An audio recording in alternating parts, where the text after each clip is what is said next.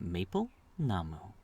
Hello, and welcome back, or for the first time, to the Maple Namu Podcast. My name is Chris, and today I'm going to talk about sort of my life story from when I was born to, well, now. I was born in Toronto in 1989. You can do the math and find out how old I am. We moved a few times while we were in Toronto. I don't really remember our first house or even the second house. My parents had a house, and then when my granddad died, we moved into their house. Unfortunately, he died when I was too young, so I don't really remember much about him, but, well, it happens. Again, I don't have much to say about that time because I don't remember it. I was too young. A little bit later, my parents decided they didn't want to live in the city anymore, so we moved out into a small town in Ontario. It was in the middle of nowhere, but it was close enough to my dad's job that he could still drive to work. So he commuted to work maybe an hour and a half each way. I grew up out there. It was really fun. It was a small enough town where, we have sort of this cultural idea of come home when the streetlights come on. And what that means is you're pretty much free to do whatever you want as a kid, but when the streetlights come on and it's getting dark, you go home. I used to take a bus to school. I was the last one on and the last one off. So I would take the bus about an hour. Taking the bus home was about an hour. Going to school was pretty quick. But I used to do my homework on the bus, which was really good. I was in a special class when I was growing up. It was a grade 1, 2, 3 class all together. And then grade 4 and 5 were in the same class as well. It was an experimental program, and it actually worked pretty well. I was too young to know if there were any problems, but it was interesting. I think I came out of it okay. We ended up leaving that town in when I finished grade 5, because my brother was going to be starting high school. Now, in small town Ontario, they don't really like you if you're smart. Like, he's nerdy. He was quite intelligent. He was usually bored in class. But apparently, when he was taking a tour of the high school, he had people threatening to hurt him, beat him up, and bully him. And he told my mom, and my mom was like, nah, not having that. So we ended up moving to another place. A less small town. But before we get into that, I want to tell you about the last day of school in this small town that we lived in. It was not a good day for my family at that school. I had broken my arm at dancing, of all things. It turns out that I can't do kung fu. If you know the song Kung Fu Fighting, I am not good at kung fu. I fell and broke my arm. And then my brother just got so frustrated with the teacher at their end of the year party that he just walked out of school. And my dad had to find him just walking along the side of the road. Well, my mom had to go and take me to the hospital. And just the poor school is probably thinking that our family is just so dysfunctional. But it was really funny looking back on it. At the time, it was still funny at the time, too, even with a broken arm. Lots of growing up in the new town, but I was generally less active outside. It was a lot more growing up sort of online. Technology was much more a part of this. This would have been around year 2000, 2001. I got through elementary school and high school fine. I was bullied a bit. I was a bit of a bully at times as well. Nothing too bad, but if I could go back and do it again, I probably wouldn't. Don't go thinking I'm a bad person. We all make bad decisions. Just a lot of us won't admit it.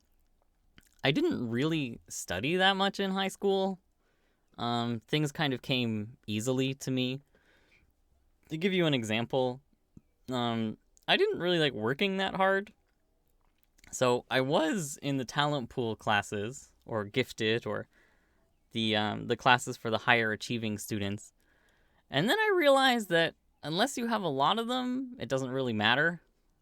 for getting into university or anything else. So I decided to drop down into the regular classes, do less work, and get better marks. So, least effort here, falling through the system. I did have a job in high school. I was a paper boy. I delivered papers for a while, which was... it bought a lot of video games, I guess. But eventually I finished high school in 4 years, and I decided to go to university. Originally, I was going to go for translation, and a lot of universities don't let you do translation in the first year. You have to do something else, and then you can go into it. So one university, I applied for French, English, Spanish translation, and they rejected me.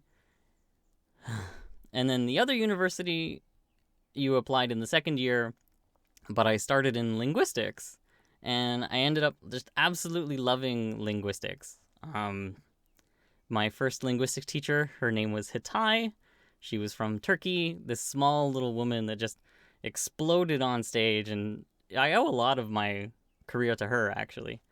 I really enjoyed university for a while.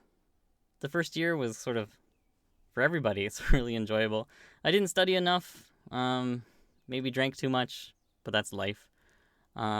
After my first year of university, I went on a working vacation that just turned into a vacation because this was the 2008 financial crisis. And I went to Ireland, and that's probably another podcast in itself, but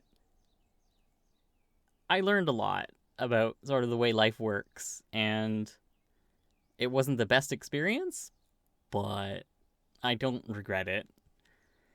After that, in my second year of university, the university went on strike.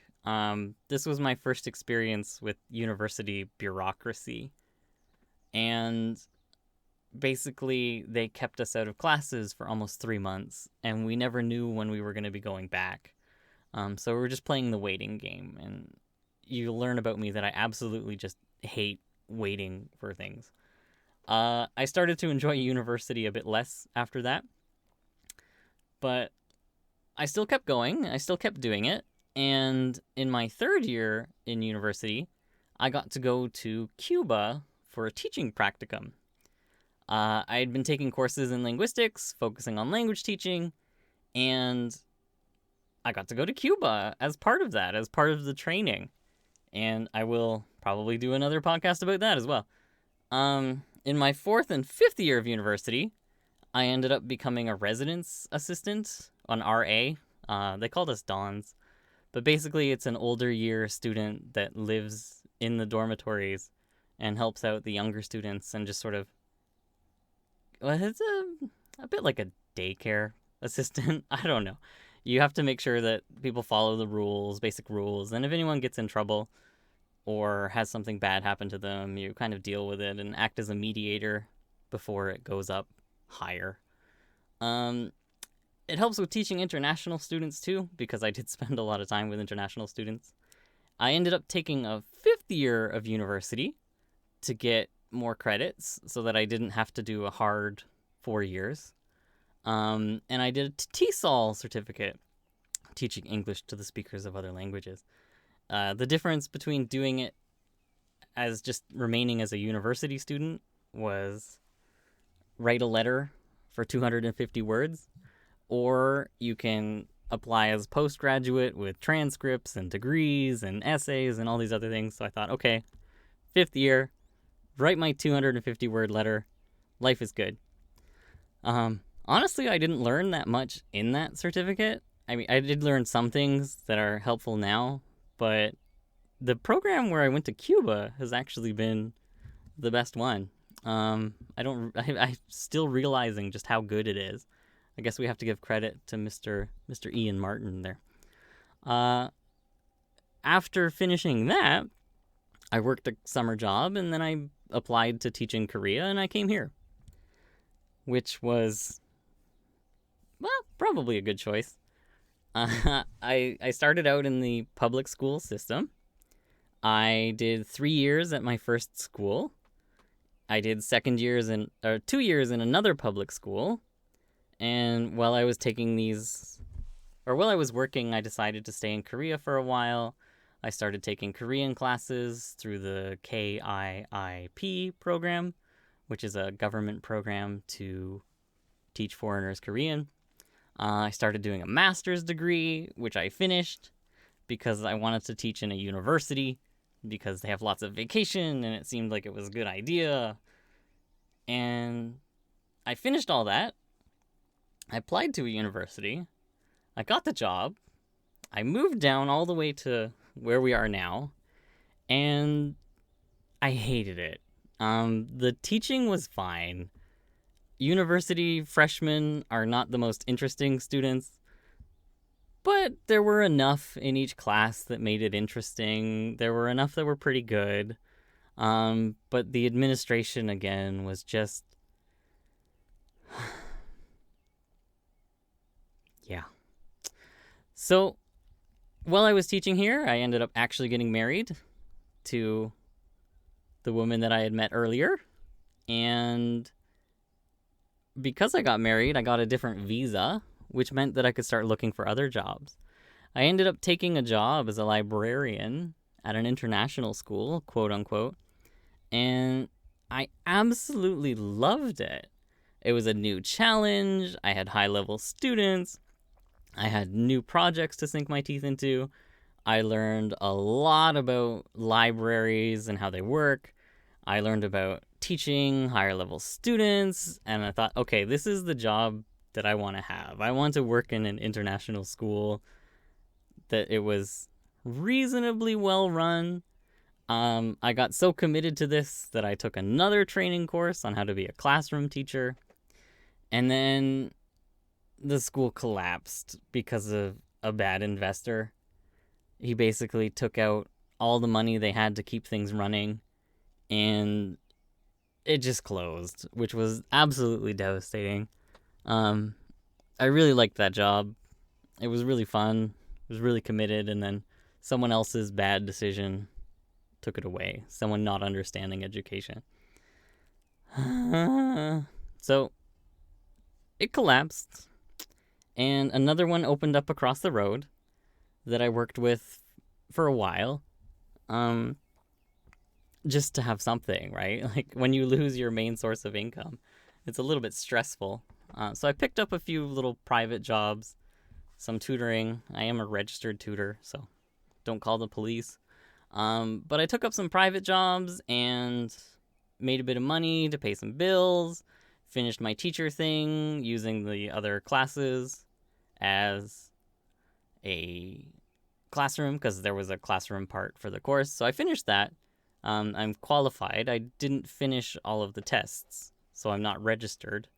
But I did take the course. And eventually I just got so tired of that other job that I quit in November. As you know, at the time of recording this, there's the coronavirus crisis, and it's just compounded everything. I was absolutely miserable there. My wife looked at me one day and she just said, "You are dead inside." And I knew I had to do something. So I got out of there. And we've tried to be focusing on our life and our health. And we haven't been doing a great job of that. But now we have to. We're giving ourselves until the end of the year to really put things together and get life working in a way that we like. It's dangerous, but we think it's the right decision. That's part of the reason why I'm sort of doing this podcast, to try and find other ways to make money so that we can live at home and spend more time together. Now I live in the countryside. We have about a half acre with a house and some farmland with 3 dogs. We used to have 2, and then one followed my wife home. A cat. And a lot more rats or mice, snakes, and toads than we would like. They're everywhere. But things are looking up. We're having a good time. It's been a bit of an adventure, but now we're here. So that's more or less a very quick version of my life story. If you have any other questions or want to know more about different things, please don't hesitate to contact me in any way that you can. I would love to hear from you. I hope you enjoyed listening. And that's all for now. Have a great day.